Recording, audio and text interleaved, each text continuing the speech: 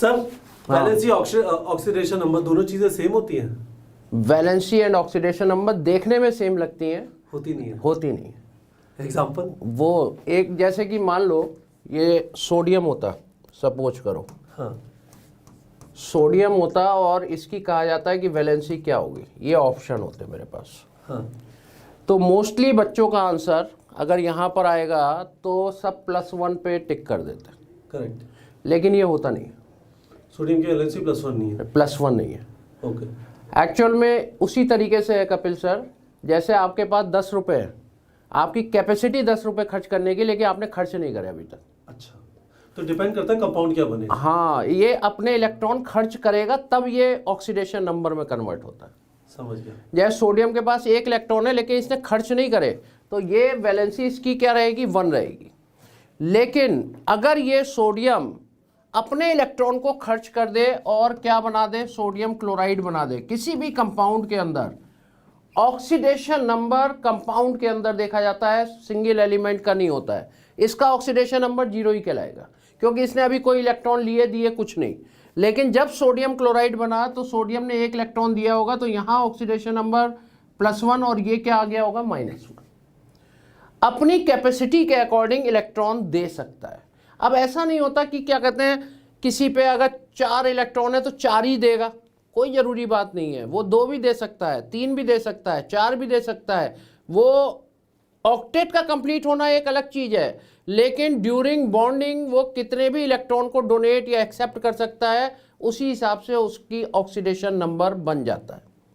और ये oxidation number covalent compound में भी होता है। मान लीजिए Y is more electronegative than X और एक सिंगल बॉन्ड बन गया, पूरे इलेक्ट्रॉन नहीं दे रहा है, लेकिन यहाँ पर Y की इलेक्ट्रोनेगेटिविटी ज़्यादा है, तो ये Y की तरफ 1 इलेक्ट्रॉन चला जाएगा। ऑक्सीडेशन नंबर होल नंबर में होता है -1 एंड +1,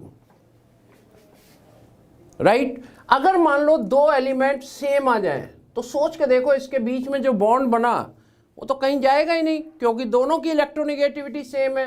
जब दोनों की इलेक्ट्रोनेगेटिविटी सेम है तो दोनों का ऑक्सीडेशन नंबर क्या हो गया, 0 हो गया। तो ऑक्सीडेशन नंबर बहुत ध्यान से आपको समझना है, ये कंपाउंड्स के अंदर देखा जाता है और जनरली आपसे वैलेंसी की कैलकुलेशन नहीं करवाई जाती है, आपसे ऑक्सीडेशन नंबर कैलकुलेट करवाया जाता है। जैसे ही कोई कंपाउंड बन गया, वैलेंसी का कॉन्सेप्ट खत्म, क्योंकि उसकी कंबाइनिंग कैपेसिटी हो गई 0। अगर जबरदस्ती पूछ लिया जाए कि इसके अंदर वैलेंसी क्या होगी, तो आंसर इज 0 नहीं, या आप कहेंगे वैलेंसी इसमें डिफाइन नहीं होगी, कोवैलेंसी वगैरह डिफाइन होती है, वैलेंसी डिफाइन नहीं होती कंपाउंड में, केवल ऑक्सीडेशन नंबर होता है। तो अब आप देखिए कि जैसे मान लीजिए मैंने ये कहा, एक एग्जाम्पल लेते हैं, CO3 है, कार्बन का ऑक्सीडेशन नंबर निकालना है। कार्बन का ऑक्सीडेशन नंबर निकालना, इस पर 2 निगेटिव चार्ज नहीं है, 2 निगेटिव चार्ज नहीं है, तो यहां पर आपने नॉर्मल तरीका आपके पास होता है X प्लस ऑक्सीजन का -2 रख दिया 0, X = +6 कह दिया, ये +6 आ गया। लेकिन सोच के देखो, कार्बन के पास तो 4 ही इलेक्ट्रॉन थे, +6 का मतलब 6 इलेक्ट्रॉन दे दिए, है ही नहीं, देगा कहां से, अरे 6 तो उस पे कार्बन पे है ही नहीं, वो देगा कैसे। इसका मतलब ये आपका आंसर गलत हो गया। ये भी नहीं कि हमेशा हर चीज को निकालने पर आपका आंसर सही आ रहा हो। लॉजिकली सोचिए कि कार्बन का +6 का मतलब होता है कार्बन ने 6 इलेक्ट्रॉन डोनेट कर दिए, कार्बन पे 6 इलेक्ट्रॉन है ही नहीं, कार्बन पे तो टोटल नंबर 4 ही है, तो +6 तो हो ही नहीं सकता। अब इसको थोड़ा लॉजिकली सोचते हैं। देखिए, नॉर्मल वाले तो आप निकाल ही लेते हैं, जहां पेरोक्साइड लिंकेज वगैरह बनती है, जरा इसको लॉजिकली थोड़ा सोच के देखते हैं, तब आपको समझ में आएगा। कार्बन के पास 4 इलेक्ट्रॉन थे, एक ऑक्सीजन इसके पास गया, सोचिए, और इसने कहा कार्बन के साथ मिलकर कंपाउंड बनाते हैं। ऑक्सीजन को 2 इलेक्ट्रॉन की रिक्वायरमेंट है, कार्बन के पास 4 इलेक्ट्रॉन है, कह देगा ठीक है बना लेते हैं, इसीलिए CO कंपाउंड फॉर्म हो जाता है, कार्बन यहां +2 और ऑक्सीजन -2, राइट। तो CO कंपाउंड बन गया और इसमें कार्बन का ऑक्सीडेशन नंबर +2 आ गया और ऑक्सीजन का क्या आ गया, -2 आ गया। एक ऑक्सीजन और पहुंच गया, इसने भी कहा कि मुझे भी कार्बन के साथ मिलना है। कार्बन कहेगा ठीक है, 4 इलेक्ट्रॉन तो है ही मेरे पास, दे सकता हूं दोनों ऑक्सीजन को। तो CO2 की भी फॉर्मेशन हो गई और CO2 की भी फॉर्मेशन हो गई, तो कार्बन +4 और ऑक्सीजन -2 आ गया। 2 ऑक्सीजन -2 और एक कार्बन +4 आ गया, राइट। एक ऑक्सीजन, जैसे कि यहां 3 ऑक्सीजन है, एक ऑक्सीजन और पहुंच गया, इसने कहा मुझे भी मिलना है। कार्बन क्या करेगा, रिफ्यूज कर देगा, अपने हाथ खड़े कर लेगा कि मेरे पास तो है ही नहीं 6 इलेक्ट्रॉन, मैं दूंगा कहां से, ये दे ही नहीं सकता। लेकिन ये ऑक्सीजन नहीं मान रहा है, ये कह रहा है मुझे तो जुड़ना है। तो कार्बन की अपनी लिमिटेशन है, वो केवल 4 ही इलेक्ट्रॉन है मैक्सिमम उसके पास।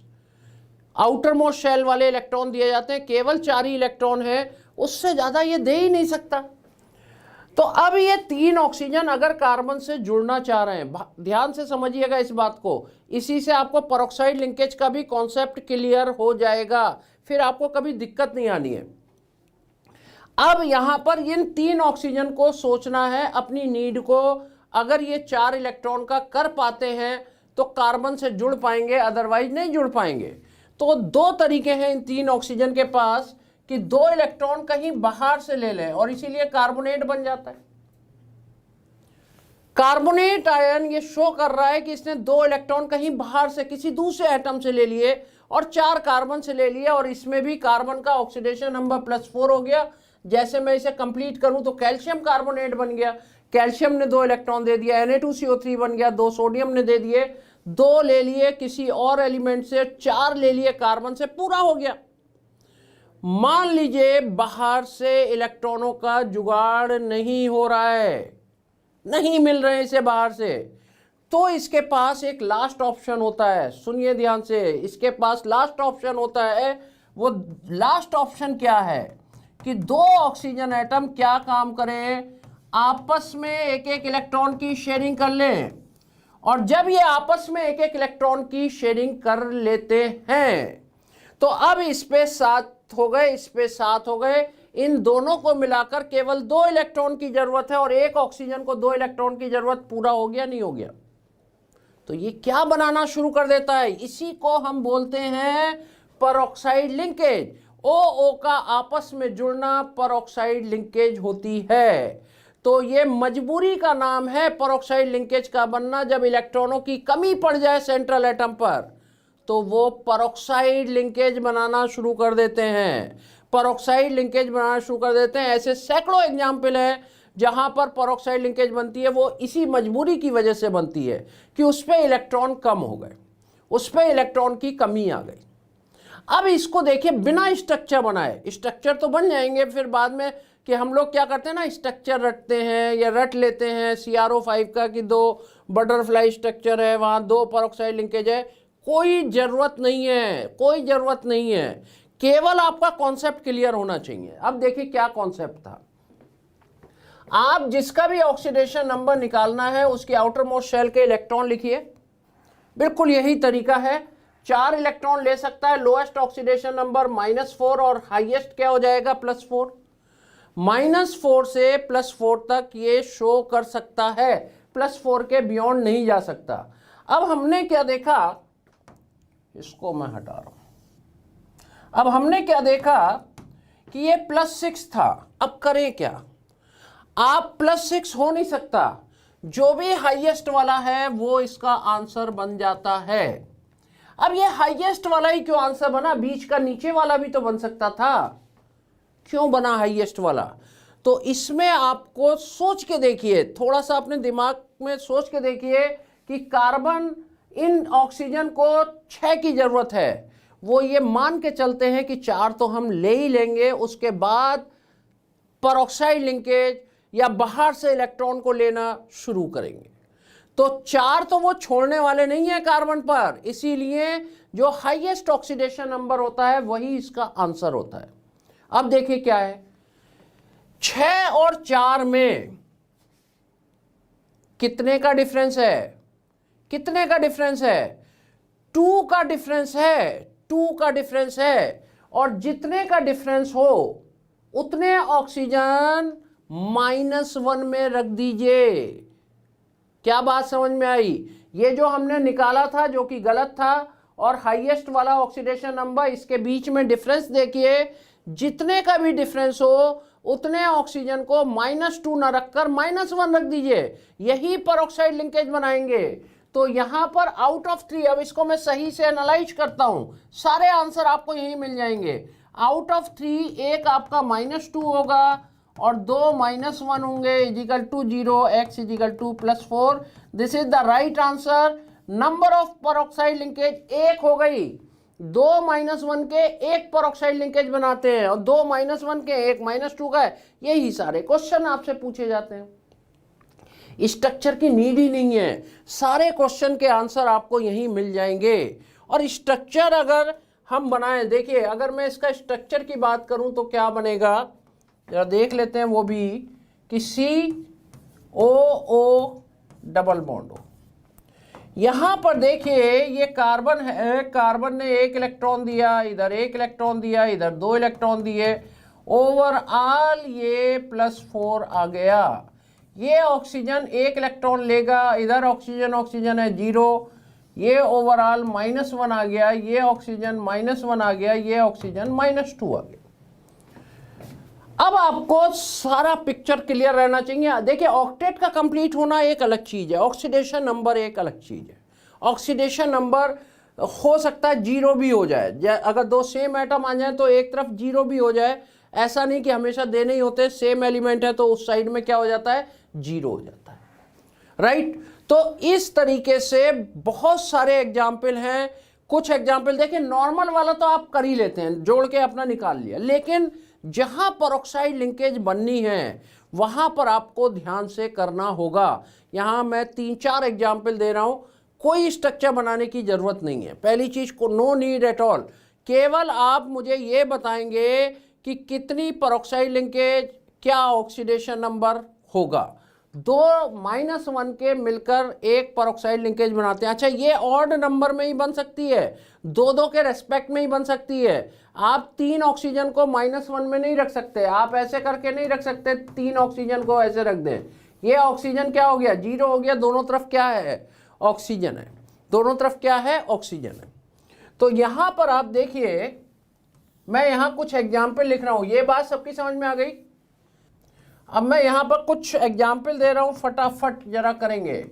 CrO5 जो खूब पूछे जाते हैं, और HNO5 कर लेते हैं। ये 3 ही एग्जाम्पल लेते हैं, H2SO5, एक कॉन्सेप्ट आपका क्लियर हो जाएगा। अब आपको यहां कोई स्ट्रक्चर नहीं बनाना, कुछ नहीं करना। क्रोमियम के पास 6 इलेक्ट्रॉन है, रेंज निकाल लेते हैं। क्या रेंज होगी, रेंज समझ में आ रही है, 2 इलेक्ट्रॉन ले सकता है और 6 इलेक्ट्रॉन निकाल सकता है, -2 +6। नाइट्रोजन की रेंज अगर हम देखेंगे तो नाइट्रोजन है 5 इलेक्ट्रॉन, 3 ले सकता है, -3, 5 तक निकाल सकता है, 5 है। और सल्फर के पास कितने इलेक्ट्रॉन है, 6, -2 +6। तो ये रेंज है, फटाफट करिए। देखिए यहां क्रोमियम का हम निकालते हैं, क्रोमियम का x + 5 × -2 = 0। मैं करता भी जा रहा हूं, अपना चेक करते जाइए। +10 +10 हो नहीं सकता क्योंकि इसकी रेंज +6 है, +6 इज द हाईएस्ट वन। और ये कलर चेंज कर देते हैं इसकी करेक्ट एनालिसिस में। इसका डिफरेंस देखिए कितने का है, 4 का डिफरेंस है, यानी 4 ऑक्सीजन -1 में चले गए। तो ये आ गया x + 1 आ गया -2 में, और 4 आ गए -1 में, = 0 एंड x = +6। कितनी पेरोक्साइड लिंकेज आ गई, 2 पेरोक्साइड लिंकेज आ गई, 2 पेरोक्साइड लिंकेज। और आप देखते हैं ना इसका ऐसे करके बटरफ्लाई स्ट्रक्चर, ये पेरोक्साइड लिंकेज हैं, और ये टेल हो गई, ये बटरफ्लाई की तरीके से होता है, ये 2 पेरोक्साइड लिंकेज। स्ट्रक्चर आप इसी के थ्रू बना सकते हैं, इसी के थ्रू बना सकते हैं, ओ होना चाहिए। नाइट्रोजन का मैक्सिमम +5 हो सकता है, इसको हमने निकाला है x + 5 × -2, ऑक्सीजन का, एंड x = +9 हो नहीं सकता, +5 इज द हाईएस्ट वन। अब इसमें फिर डिफरेंस कितने का आ गया, 4 का आ गया, 2 peroxide linkage, 1 plus x plus 1 हो गया -2 और 4 हो गए -1 equal to 0, x equal to +5। सारे क्वेश्चन के आंसर, क्या जरूरत है स्ट्रक्चर बनाने की, सब कुछ तो यहाँ मिल गया। आपसे क्या पूछा जाएगा, कितनी परऑक्साइड लिंकेज, क्या इसका हाईएस्ट ऑक्सीडेशन नंबर, कितने -2, कितने -1, सारे आंसर आपको मिल जाएंगे। राइट, 2 परऑक्साइड लिंकेज हो गई, 2 परऑक्साइड लिंकेज हो गई। और लास्ट वाले में आप देखिए सल्फर की रेंज +6 तक है, इसको हमने करा 2 × 1 + x + 5 × -2 equal to 0 and x equal to +8 हो नहीं सकता, +6 इज द हाईएस्ट वन। 2 का चेंज है, यानी 2 ऑक्सीजन -1 में आ जाएंगे, यानी 1 peroxide linkage, x equal to +6, खत्म बात। तो ये मैंने वो चीज़ें आपको बता दी। कैरोज एसिड बोलते हैं, अही बिल्कुल सही है, कैरोज एसिड कहलाता है H2SO5 और H2H2O8 मार्शल एसिड कहलाता है, वहाँ सल्फर +6 होता है। तो ये मैंने वो ऑक्सीडेशन नंबर बता दिए जहाँ पर दिक्कत होती है परऑक्साइड लिंकेज निकालने की। अब आपको कुछ ना स्ट्रक्चर की ज़रूरत ना किसी की, बस कॉन्सेप्ट से आप करते जाइए। अगले पार्ट की तरफ हम मूव कर रहे हैं, that is oxidizing and reducing agent. Oxidation number में और कुछ नहीं बता रहा, यही चीज़ें थी। अगला देखिए oxidizing and reducing agent.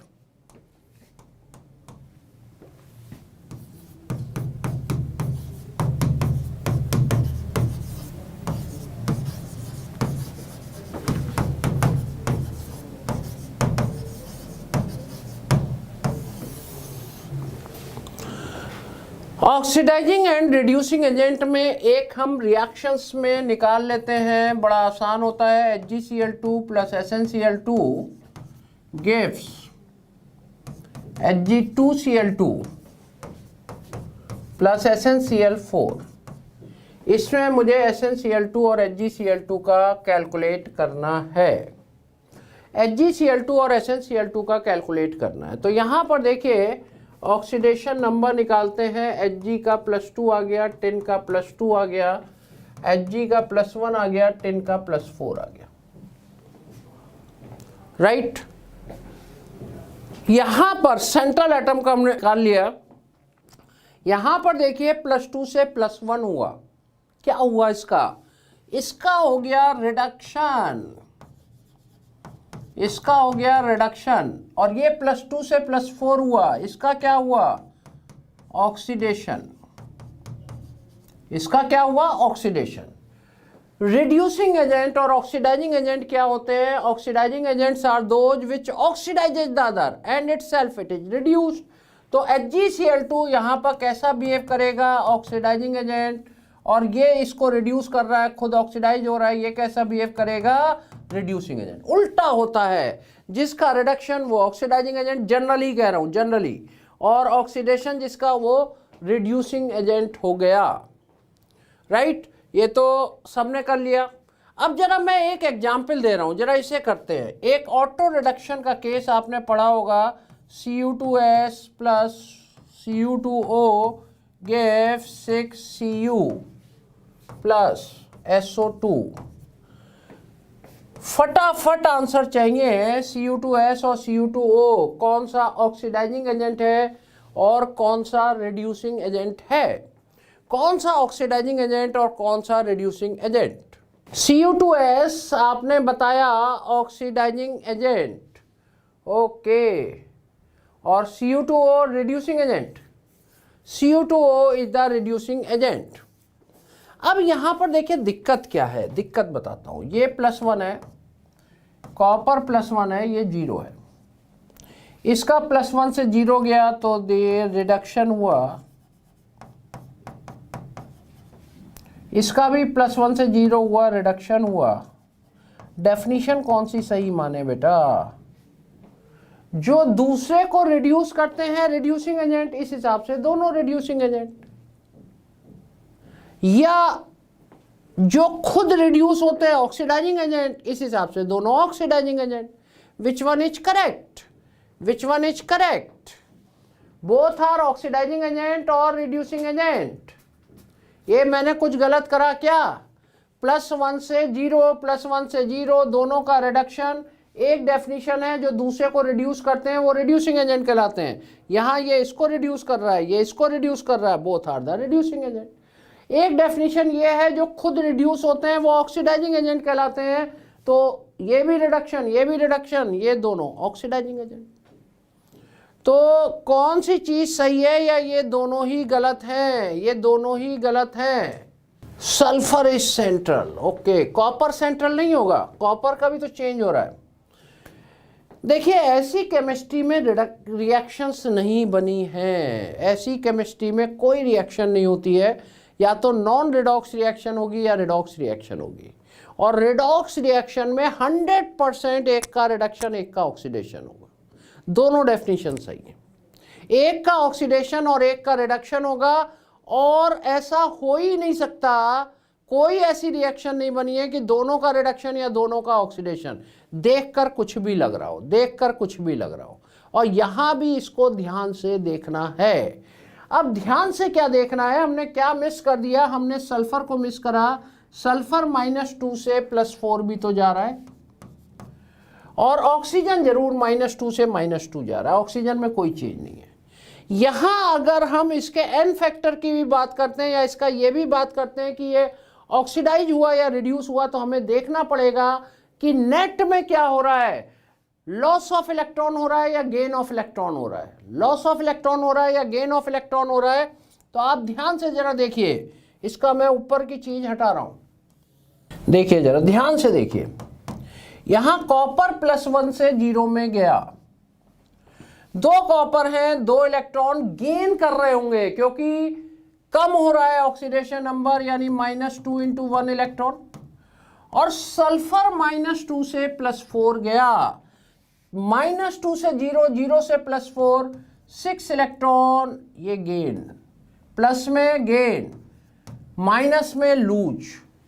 Net जरा देखिए, नेट इसका देखिए, इसने 4 इलेक्ट्रॉन लूज कर दिए।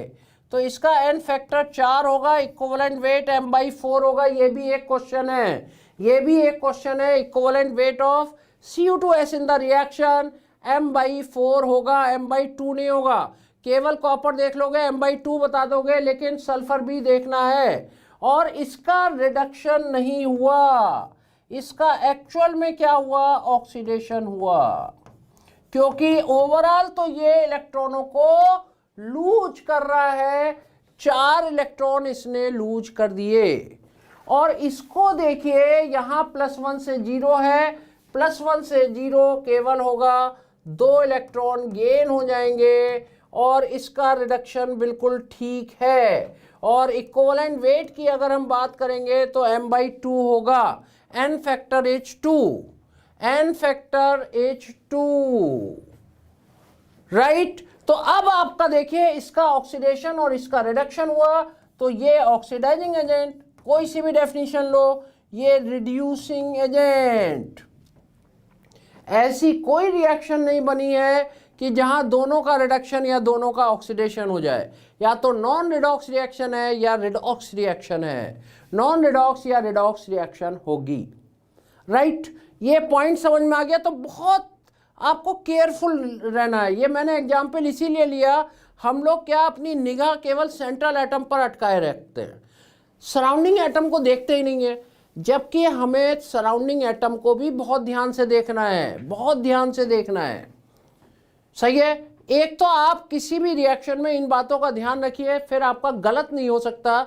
ऑक्सीडाइजिंग एजेंट, रिड्यूसिंग एजेंट निकाल सकते हैं, दोनों डेफिनेशन सही हैं। जो रिड्यूसिंग एजेंट होंगे वो दूसरे को रिड्यूस और खुद ऑक्सीडाइज होंगे, जो ऑक्सीडाइजिंग एजेंट होंगे जो दूसरे को ऑक्सीडाइज और खुद रिड्यूस होंगे। कोई अंतर नहीं है, मतलब दोनों definition, both definition are correct. अब देखिए, अगर मान लो रिएक्शन ही गिवन ना हो, रिएक्शन ही गिवन ना हो, और हमें ऐसे ही पता करना हो कि यह ऑक्सीडाइजिंग एजेंट होगा या रिड्यूसिंग एजेंट होगा, तब क्या करेंगे, जरा उसको भी देखते हैं। मान लीजिए NH3 HNO2 एंड HNO3 दे दिया। ये आपको गिवन है और पूछा गया ये कैसा कैसा बिहेव करेंगे, कोई रिएक्शन गिवन है नहीं। क्या बढ़िया बात पूछी है इसने। ये जो 2Cu2O लिखा है, इस 2 को नहीं लिया जाता है कभी भी। आगे का कोफिशिएंट हटा दीजिए, राइट, तो वो 2 ही कहलाएंगे। आगे का 2 नहीं लिया जाता है, आगे कुछ भी लगा हो उसे कंसीडर नहीं करा जाता है, केवल उसी कंपाउंड के अंदर करा जाता है। अब इसमें क्या है कि इसका हमें कुछ नहीं गिवन है, कुछ नहीं गिवन है, तो आप सेंट्रल एटम का रेंज निकालिए। देखो ये भी सारा कुछ कॉन्सेप्चुअल है, कोई चीज रटनी नहीं है, रटना कोई नहीं है। यहां पर इसकी रेंज देखा हमने -3 से लेकर +5 तक हो गई। Range is -3 to +5। आपने यहां पर नाइट्रोजन का ऑक्सीडेशन नंबर रखा -3 +3 +5।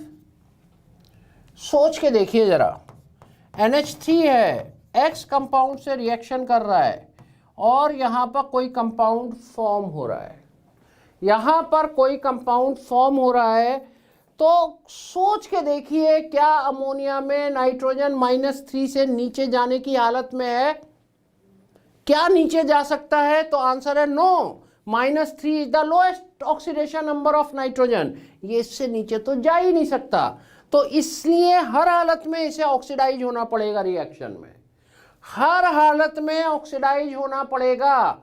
और हर हालत में ऑक्सीडाइज होना पड़ेगा तो बिहेव कैसा करेगा? Reducing agent. बिहेव कैसा करेगा? Reducing agent. ये कुछ और बन ही नहीं सकता, ऑलवेज रिड्यूसिंग एजेंट, क्योंकि हमारा कॉन्सेप्ट क्या है कि अगर कोई चीज ऑक्सीडाइज हो रही है तो behave as a reducing agent. HNO3 सोचिए, HNO3 हमेशा +5 से नीचे ही तो जाएगा, +5 से ऊपर तो जा ही नहीं सकता। इसे हमेशा हर हालत में किसी रिएक्शन में रिड्यूस होना है, किसी रिएक्शन में रिड्यूस होना है, तो बिहेव कैसा करेगा? Always oxidizing agent, always oxidizing agent. और +3 क्या काम कर सकता है? ऊपर नीचे कुछ भी जा सकता है, ऑक्सीडाइज भी हो सकता है और रिड्यूस भी हो सकता है। इसलिए कैसा बिहेव करने जा रहा है? Both oxidising agent as well as reducing agent, ये दोनों तरीके से काम कर सकता है। तो अब हमारे पास एक पॉइंट आ गया ना, सेंट्रल एटम अगर रेंज हम निकाली लेंगे, अगर central atom lowest oxidation number में प्रेजेंट है then it behaves as a reducing agent only. Note down कर लीजिएगा इन पॉइंट्स को। अगर central element highest oxidation number में प्रेजेंट है then it behaves as an oxidising agent only, और in between lowest and highest oxidation number है then it behaves as both oxidising agent as well as reducing agent. Oxidising agent as well as reducing agent, कुछ भी हो सकता है। धड़ाधड़ आप कोई सा भी निकालिए ना, हम बोल देते हैं KMnO4 एक पावरफुल ऑक्सीडाइजिंग एजेंट, पावरफुल नहीं ऑक्सीडाइजिंग एजेंट है। K2Cr2O7 ऑक्सीडाइजिंग एजेंट है। सोचिए KMnO4 में Mn+7 है, क्रोमियम +6 है, Mn की आउटर मोस्ट शेल में 7 इलेक्ट्रॉन होते हैं, रेंज इसकी -1 to +7 बनेगी। हाईएस्ट हो गया ना, हाईएस्ट हो गया, इसीलिए ये ऑक्सीडाइजिंग एजेंट है। क्रोमियम का हाईएस्ट रेंज +6 होती है, इसीलिए ये ऑक्सीडाइजिंग एजेंट है। तो आप एकदम चुटकियों में देखते ही बता सकते हैं कि ये ऑक्सीडाइजिंग एजेंट है या रिड्यूसिंग एजेंट है, या दोनों तरीके से बिहेव करने जा रहा है। अब देखिए एक बड़ी इंपॉर्टेंट चीज आपको वैसे बता रहा हूं मैं, कि अगर मुझे ये पता करना हो इस रिएक्शन में ये पावरफुल है या वीकर है या मॉडरेट रेंज का है, कैसे पता करेंगे? एक कॉन्सेप्ट आपको सिखाता हूं कि कैसे स्ट्रेंथ ऑफ ऑक्सीडाइजिंग एजेंट निकाली जाएगी और क्या क्या बातों का ध्यान करना है, क्या क्या बातों का ध्यान करना। तो ये पॉइंट समझ में आ गया। किसी रिएक्शन में निकालना है, क्या बात ध्यान रखनी है वो बता दिया, और अगर नहीं दे रखा है तो ये बता दिया। अब जरा एक पॉइंट ये जरा हम समझने की कोशिश करते हैं कि स्ट्रेंथ ऑफ ऑक्सीडाइजिंग एजेंट क्या होती है। जैसे मैंने ले लिया in case of HNO3, HNO3 एक ऑक्सीडाइजिंग एजेंट है। आपने देखा होगा कभी नाइट्रिक एसिड पढ़ा हो तो आपने देखा होगा कि कहीं पर NO2 बन के तैयार हो जाता है, कहीं पर HNO2 बन के तैयार हो जाता है, कहीं NO बन जाता है, कहीं पर अमोनियम नाइट्रेट बन गया, N2O बन गया। अरे ये कैसे हम याद करें, कितनी रिएक्शनों को रटेंगे? तो बिल्कुल नहीं है रटने की ज़रूरत, कोई रटने की ज़रूरत नहीं है। देखिए क्या कॉन्सेप्ट है। HNO3 एक पावरफुल ऑक्सीडाइजिंग एजेंट है, नाइट्रोजन +5 है। ये रिडक्शन के बाद, क्योंकि ये हर उसमें रिड्यूस होगा, हर रिएक्शन में रिड्यूस होगा जब भी ये ऑक्सीडाइजिंग एजेंट का काम करेगा। बहुत ध्यान से बेटा सुनना, ध्यान से सुनना, एकदम क्लियर कट समझ में आएगा और फिर कहीं भी आपकी गड़बड़ होनी नहीं है। तो ये जब रिड्यूस होगा तो ये बहुत सारे, ढेर सारे, बहुत से कंपाउंड तो एक दो ही प्रोडक्ट बनाते हैं, ये ढेर सारा बनाता है। NO2 बना सकता है, HNO2 बना सकता है, NO बना सकता है, N2O बना सकता है, नाइट्रोजन बना सकता है, और लिखता हूँ अमोनिया बना सकता है। अमोनिया एक बेसिक गैस है, बाकी कोई भी बेसिक गैस नहीं है। ये एसिडिक है, ये एसिडिक है, ये न्यूट्रल है, N2O न्यूट्रल है और N2 न्यूट्रल है और अमोनिया बेसिक है। बेसिक गैस क्या काम करती है? तुरंत HNO3 से रिएक्ट करके अमोनियम नाइट्रेट बना देती है, अमोनियम नाइट्रेट फॉर्म कर देती है। ये स्ट्रेंथ ऑफ ऑक्सीडाइजिंग एजेंट का थोड़ा सा मैं डिस्कशन कर रहा हूँ यहाँ, बाकी तो सब डिटेल में हम जाएंगे ही जाएंगे जब हमारा पूरा कोर्स शुरू हो जाएगा। लेकिन यहाँ मैं थोड़ा सा आपको आइडिया दे रहा हूँ कि एक्चुअल में रिएक्शनें क्यों रटते हैं। रटने की कहीं ज़रूरत ही नहीं होती है, बहुत कम जगह रटा जाता है। यहाँ पर नाइट्रोजन का ऑक्सीडेशन नंबर निकालिए, +5 से यहाँ +4 हो गया, ये +3 हो गया, ये +2 हो गया, ये +1 हो गया, ये 0 हो गया, ये -3 हो गया, इसमें -3 एंड +5 हो गया। चेंज इन ऑक्सीडेशन नंबर, अगर ये NO2 में गया तो 1 का है, +5 से +4, इसमें 2 का है, इसमें 3 का है, इसमें 4 का है, इसमें 5 का है और इसमें 8 का है। चेंज इन ऑक्सीडेशन नंबर इतने इतने का है। Greater the change in oxidation number, इसको हर जगह पर याद रखना है। Greater the change in oxidation number, weaker its oxidizing action. Greater the change in oxidation number, weaker its oxidizing action. जितना ज़्यादा चेंज होगा किसी भी रिएक्शन में ऑक्सीडेशन नंबर का, उतना वीक ऑक्सीडाइजिंग एजेंट का बिहेव करेगा। वीक ऑक्सीडाइजिंग एजेंट का बिहेव करेगा तो सीधी सी बात है कि अगर HNO3 कहीं पर अमोनियम नाइट्रेट बना रहा होगा तो ये वीकेस्ट ऑक्सीडाइजिंग एजेंट होगा। कहीं पर अगर NO2 बना रहा होगा तो ये स्ट्रॉन्गेस्ट ऑक्सीडाइजिंग एजेंट होगा, स्ट्रॉन्गेस्ट ऑक्सीडाइजिंग एजेंट होगा। अब फिर एक क्वेश्चन है इसी के साथ साथ, ये पॉइंट समझ में आ गया, आगे बढ़ रहा हूं मैं, पॉइंट को नोट भी कर लेना। तो अगर कहीं पर अमोनियम नाइट्रेट बना रहा है then it behaves as weakest oxidizing agent, और कहीं पर NO2 बना रहा है तो स्ट्रॉन्गेस्ट ऑक्सीडाइजिंग एजेंट। अब हमें कैसे सपना आएगा कि यहाँ पर ये स्ट्रॉन्गेस्ट होगा या वीकेस्ट होगा, हमें कैसे पता चलेगा? एकदम हम देखते ही कैसे बताएंगे? दूसरा पॉइंट ध्यान रखिए, as the acid is diluted, यहाँ एसिड है इसलिए बोल दिया, नहीं तो किसी भी ऑक्सीडाइजिंग एजेंट को अगर हम डाइल्यूट करते हैं, as the acid is diluted the oxidizing power of the acid decreases, oxidizing power घटती जाएगी। As the acid is diluted or as the oxidizing agent is diluted, the oxidizing power of the acid decreases. जैसे जैसे हम acid को dilute करेंगे oxidising power घटती जाएगी, oxidising power घटती जाएगी। खत्म हो गई बेटा कहानी। अब कुछ सोचने की जरूरत नहीं है। अगर मान लो कंसंट्रेटेड HNO3 है, it behaves as strongest oxidizing agent and it liberates NO2 gas। कोई सी रिएक्शन उठा लेना, कंसंट्रेटेड HNO3 की रिएक्शन देखना, NO2 तो बना ही दो, बिना सोचे समझे बनेगा ही बनेगा, कोई मतलब नहीं है ना बने अगर वो रिडॉक्स रिएक्शन है। नॉन रिडॉक्स है तो कुछ नहीं कह सकते, वो सॉल्ट वगैरह बन जाएंगे। लेकिन अगर कोई रिडॉक्स रिएक्शन है और कंसंट्रेटेड HNO3 की रिएक्शन हो रही है, दिमाग नहीं लगाना, सीधे NO2 गैस को फॉर्म कर देना। NO2 बनेगा ही बनेगा, बिना सोचे समझे आप बना दीजिए। राइट, ऐसे क्वेश्चन बहुत आते हैं। यहां पर देखिए अब क्या है, अब क्या रटना है, कुछ नहीं रटना है। 70% के साथ ये, और जो पूछे जाते हैं 50% के साथ ये, 50% वाला केस बहुत आता है। सीधे याद रखो ना, NO बनेगी। 30% पर ये, 10% पर ये डाइल्यूट वाला केस है, ये डाइल्यूट वाला केस है। और बिलो 10% ये वेरी डाइल्यूट वाला केस है। जनरली यही 4 केस पूछे जाते हैं। बिलो 10% ये वेरी डाइल्यूट का केस है। तो सीधे सीधे अब आपके प्रोडक्ट कांस्टेंट हो गए, नहीं हो गए। और किसी मेटल को अब क्या है, अब कुछ रटना थोड़ी ना है। मैं जिंक से कोई रिएक्शन करा दूं, जिंक की 4 रिएक्शन मैंने करा दी। मैं अभी एक एग्जांपल देता हूं। अब आपको क्या है, कुछ भी नहीं रटना है।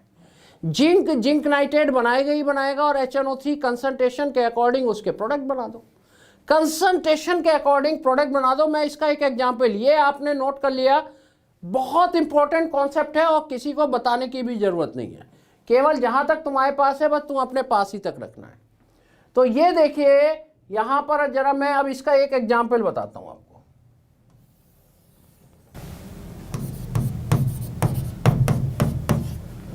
अब आपको खुद ही पता चलेगा कि हम क्यों रटे। ये तो सारा कॉन्सेप्ट से ही आ जाएगा। वेरी डाइल्यूट मैंने लिख दिया,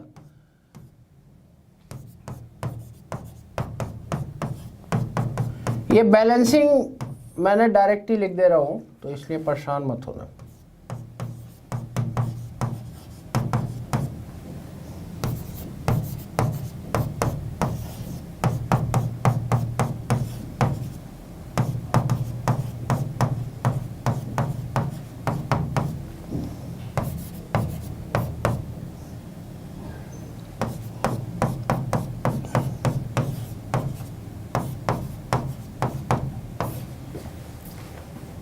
ये कंसंट्रेट के साथ। अब देखिए इसके प्रोडक्ट, अगर हम देखें तो जिंक से तो जिंक नाइट्रेट ही बनेगा। सारे मेटल नाइट्रेट बनाते हैं टिन को छोड़कर, और गोल्ड और प्लेटिनम रिएक्ट नहीं करते हैं, ये याद रखना है। टिन मेटास्टेनिक एसिड बनाता है, बाकी सब नाइट्रेट।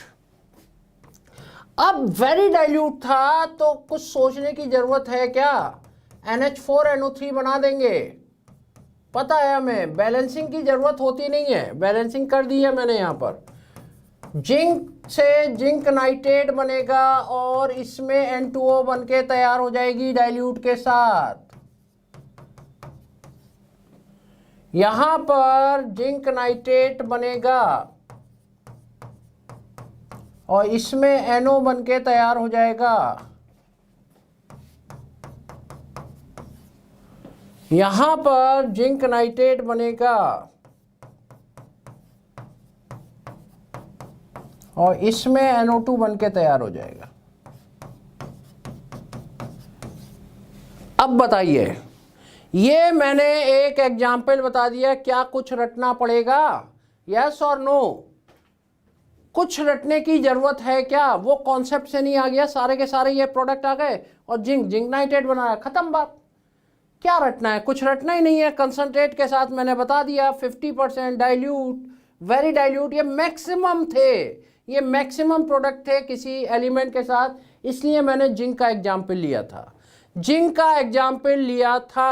अभी कितना आसान हो गया, और कुछ भी नहीं रटना, कुछ भी नहीं रटना। किसी के साथ भी आए, कंसंट्रेट आए, सोचना क्या है, NO2 बनेगा ही बनेगा, बनेगा ही बनेगा, राइट। तो ये मैंने आपको स्ट्रेंथ ऑफ ऑक्सीडाइजिंग एजेंट का एक एग्जाम्पल मैंने आपको बताया कि कैसे देखते हैं। यहाँ पर आज हमारे पास ये टाइम नहीं है कि हम एन फैक्टर और ये सारी चीज़ें कवर करें। अब देखिए इलेक्ट्रोकेमिस्ट्री में आगे हम इलेक्ट्रोकेमिस्ट्री एक्चुअल में 12th के पार्ट से शुरू करेंगे हम लोग। तो यहाँ मैं वो चीज़ें बता रहा हूँ जो हमें ज़रूरत पड़ने वाली हैं। इलेक्ट्रोकेमिस्ट्री के अंदर इलेक्ट्रोकेमिकल सीरीज का बड़ा इंपॉर्टेंट रोल होता है। थोड़ा सा इलेक्ट्रोकेमिकल सीरीज का आइडिया हम लेते हैं, उसमें हम लोग गड़बड़ करते रहते हैं। तो ये उतार लिया आप लोगों ने। इलेक्ट्रोकेमिकल सीरीज में कुछ चीज़ों का ध्यान रखिए। लिथियम टू फ्लोरीन होती है सीरीज, कहीं पर किसी किसी बुक में फ्लोरीन टू लिथियम होती है। हम एक चीज़ को कांस्टेंट कर देते हैं, लिथियम टू फ्लोरीन। अगर फ्लोरीन टू लिथियम है तो जो पॉइंट्स बताऊंगा उसके अपोजिट आ जाएंगे। अब होता क्या है कि हर एलिमेंट के दो पोटेंशियल्स होते हैं, एक ऑक्सीडेशन एंड रिडक्शन पोटेंशियल। देखिए है क्या कि हम लिथियम को दो तरीके से लिख सकते हैं, Li प्लस इलेक्ट्रॉन, और एक लिख सकते हैं Li plus electron gives lithium. ये हम ऐसे करके रिप्रेजेंट करते हैं Li oblique standard electrode potential Li plus, और इसको हम रिप्रेजेंट करते हैं E not Li plus oblique lithium. आप देखिए कौन सा ऑक्सीडेशन कौन सा रिडक्शन है, यहां से यहां कन्वर्ट करके देखिए, कहीं पर भी पहचानना एकदम आना चाहिए। यहां से यहां पर कन्वर्ट करके देखिए, लॉस ऑफ इलेक्ट्रॉन से हुआ है या गेन ऑफ इलेक्ट्रॉन से। ये लॉस ऑफ इलेक्ट्रॉन से हो रहा है, यानी ऑक्सीडेशन पोटेंशियल है। This is standard oxidation potential.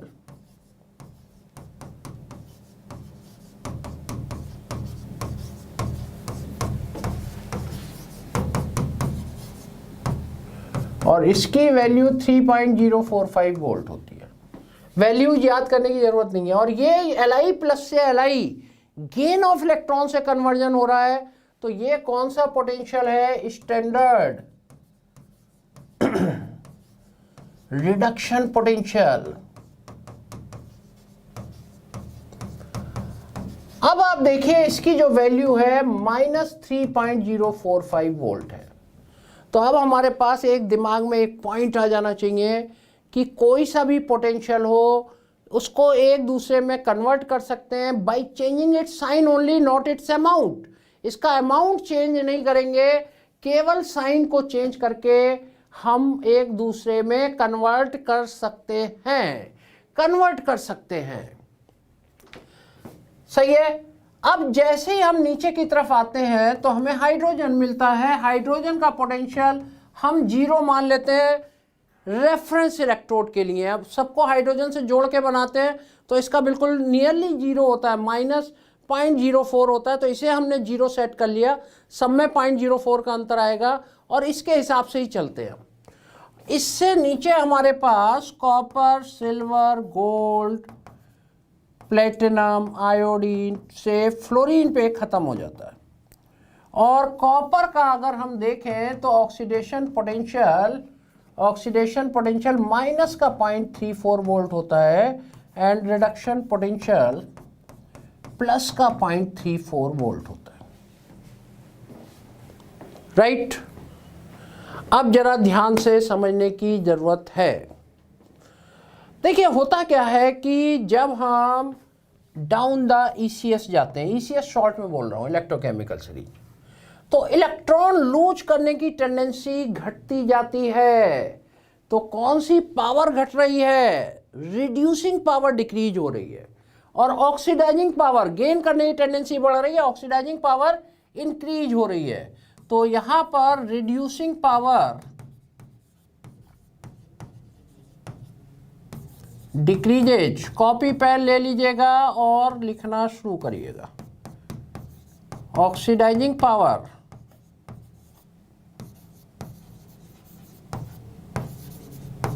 Increases. आप देखिए इसको ध्यान से कि रिडक्शन पोटेंशियल का क्या हुआ, माइनस से 0 से पॉजिटिव, रिडक्शन पोटेंशियल बढ़ते गए। ऑक्सीडेशन पोटेंशियल का क्या हुआ, घटते गए। पहचानना आपको आता ही है। इधर की चीज को इधर कन्वर्ट करके देखिए, किसी में भी अगर लॉस ऑफ इलेक्ट्रॉन से कन्वर्जन है that is the oxidation potential, gain of electron से कन्वर्जन है that is the reduction potential. तो रिडक्शन पोटेंशियल ऊपर से नीचे जाने पर बढ़ते हैं, ऑक्सीडेशन पोटेंशियल घटते हैं। ये उल्टा होता है, reducing power decrease, oxidizing power increase, यानी ऊपर वाले पावरफुल रिड्यूसिंग एजेंट होते हैं और नीचे वाले पावरफुल ऑक्सीडाइजिंग एजेंट होते हैं। ऊपर वाले पावरफुल रिड्यूसिंग एजेंट, नीचे वाले पावरफुल ऑक्सीडाइजिंग एजेंट। अब जरा ध्यान से सुनिए, अगर मुझे 4 एलिमेंट के रिडक्शन पोटेंशियल दे रखे हैं तो मैं उसकी रिड्यूसिंग पावर की सीरीज बना सकता हूं। जिसका रिडक्शन पोटेंशियल सबसे कम होगा वो पावरफुल रिड्यूसिंग एजेंट होगा, और जैसे जैसे रिडक्शन पोटेंशियल बढ़ता जाएगा, जैसे जैसे रिडक्शन पोटेंशियल बढ़ता जाएगा, रिड्यूसिंग पावर कम होती जाएगी, ऑक्सीडाइजिंग पावर बढ़ती जाएगी। पहली चीज, ये बात दिमाग में बिल्कुल क्रिस्टल क्लियर रहना चाहिए। ऑक्सीडाइजिंग पावर या रिड्यूसिंग पावर एकदम रिडक्शन पोटेंशियल और ऑक्सीडेशन पोटेंशियल को देखकर एकदम समझ में आनी चाहिए, दिमाग में स्ट्राइक करनी चाहिए। मोस्ट इंपॉर्टेंट थिंग है ये, मोस्ट इंपॉर्टेंट। यहीं पर तुम लोग गड़बड़ कर देते हो। तो जिसका रिडक्शन पोटेंशियल सबसे कम वो पावरफुल रिड्यूसिंग एजेंट, जिसका ऑक्सीडेशन पोटेंशियल सबसे ज़्यादा वो भी पावरफुल रिड्यूसिंग एजेंट, और इसका उल्टा पावरफुल ऑक्सीडाइजिंग एजेंट। यानी रिडक्शन पोटेंशियल ज़्यादा और ऑक्सीडेशन पोटेंशियल कम वाले पावरफुल ऑक्सीडाइजिंग एजेंट होते हैं। पहली चीज। दूसरी चीज, रिएक्शन की फिजिबिलिटी इसी से डिसाइड होती है। सब कुछ इससे डिसाइड होता है कि कोई रिएक्शन होगी या नहीं होगी, होगी या नहीं होगी, सब कुछ इससे डिसाइड होता है।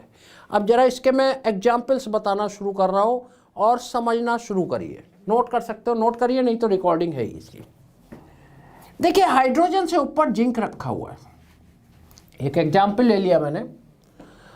हम लोग ये पढ़ते हैं कि हाइड्रोजन से ऊपर रखे एलिमेंट, हाइड्रोजन से ऊपर रखे एलिमेंट हाइड्रोजन को डिस्प्लेस करते हैं from its dilute acid solution, from its dilute acid solution.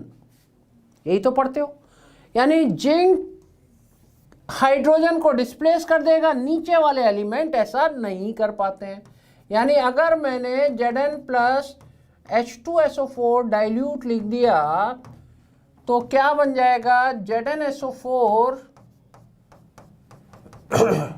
Plus hydrogen बन जाएगा। और कॉपर प्लस H2SO4 डाइल्यूट लिख दिया तो आप सीधे कह देंगे नो रिएक्शन टेक प्लेस, कोई रिएक्शन हो नहीं पाएगी क्योंकि डिस्प्लेसमेंट यहां पर नहीं हो पाएगा। क्या कॉन्सेप्ट है, सोचिए। ऐसा कैसे हो गया, जिंक ने डिस्प्लेस करा और इसने नहीं करा। एक्चुअल में अगर आप डिस्प्लेसमेंट को ध्यान से देखें, डिस्प्लेसमेंट को ध्यान से देखें तो किसी भी एसिड में हाइड्रोजन का ऑक्सीडेशन नंबर +1 है और H2 में 0 है। यहां +1 है और इधर 0 होता, यहां हुआ नहीं। यानी इसका क्या हुआ, रिडक्शन हुआ। Displacement of hydrogen from the acid is a reduction process. और हाइड्रोजन का रिडक्शन कौन कर सकता है, जिसकी रिड्यूसिंग पावर हाइड्रोजन से ज्यादा होगी। और किसकी रिड्यूसिंग पावर ज्यादा है, जो हाइड्रोजन से ऊपर रखा हुआ है। और इसीलिए ऊपर वाले हाइड्रोजन को डिस्प्लेस कर देते हैं। नीचे वाले एलिमेंट की रिड्यूसिंग पावर हाइड्रोजन से कम है, इसलिए वो हाइड्रोजन को रिड्यूस नहीं कर पाते हैं या डिस्प्लेस नहीं कर पाते हैं। Is it clear?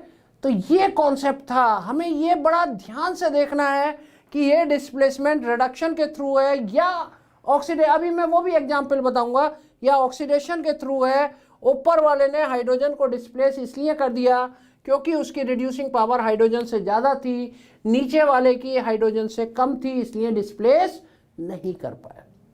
पहली चीज ये, आप हाइड्रोजन हटा दीजिए ना, इसको इस पे भी अप्लाई कर सकते हो। हम ये पढ़ते हैं ना कि ये रॉड इस सॉल्ट के सोल्यूशन में डाली, देन व्हाट हैपेन, इसका कलर का क्या होगा, रॉड का क्या होगा, मोटी हो जाएगी या डिजॉल्व हो जाएगी, ये सारी चीजें आपसे पूछी जाती हैं।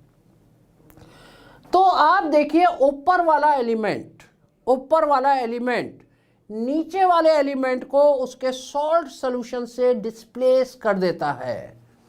क्यों डिस्प्लेस कर देता है, इसको भी सोच लेते हैं। Zinc plus copper sulphate is equal to Cu बन गया प्लस ZnSO4 बन गया। सिल्वर से नीचे वाला ऊपर वाले को डिस्प्लेस नहीं कर पाता है। सिल्वर से कॉपर सल्फेट की रिएक्शन हुई, हमने लिख दिया दिस इज नो रिएक्शन।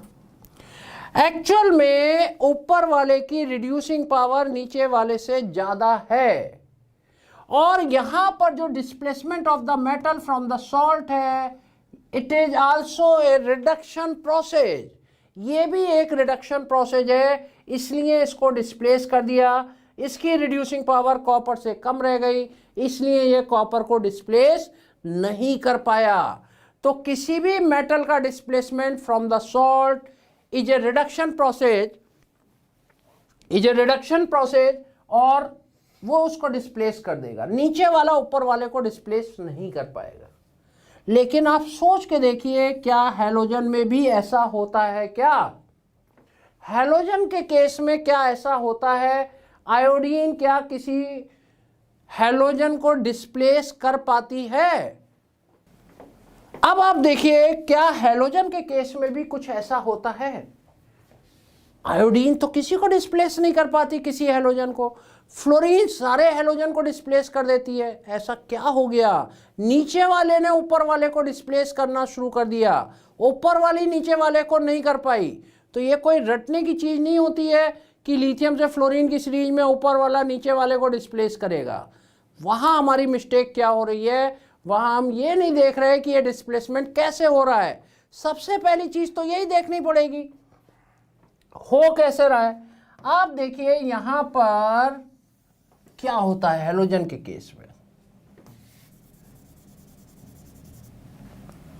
अगर मान लो मैंने ये लिख दिया KCl प्लस आयोडीन, और मैंने ये लिख दिया Ki प्लस क्लोरीन, तो ये रिएक्शन नहीं हो पाएगी और ये रिएक्शन हो जाएगी। यहां पर उल्टा हो गया बेटा, नीचे वाली हैलोजन ने ऊपर वाली हैलोजन को डिस्प्लेस कर दिया। क्यों कर दिया? यहां जरा डिस्प्लेसमेंट को जरा देखिए। Ki में ये -1 था, Ki में ये -1 था, -1 से ये किस में चला गया? 0 में चला गया। नोट कर लीजिए इस बात को, नोट कर लीजिए। यहां एक्चुअल में displacement of halogen from the salt is an oxidation process. ये ऑक्सीडेशन के थ्रू हो रहा है, बाकी सारे रिडक्शन के थ्रू हो रहे थे। इसलिए पावरफुल ऑक्सीडाइजिंग एजेंट चाहिए, और पावरफुल ऑक्सीडाइजिंग एजेंट कौन सा होगा? जो नीचे रखा होगा। जो नीचे रखा होगा वो एक पावरफुल ऑक्सीडाइजिंग एजेंट होगा।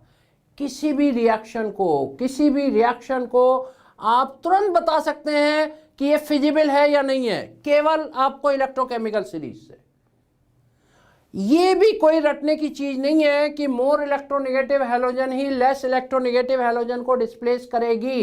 ये कोई रटने की चीज नहीं है, यहां तो ऑक्सीडेशन के थ्रू हुआ। एक एग्जाम्पल और देखते हैं।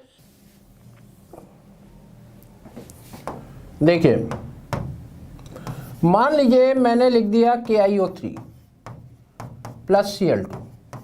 बताइए कौन सी रिएक्शन होगी, कौन सी रिएक्शन नहीं होगी?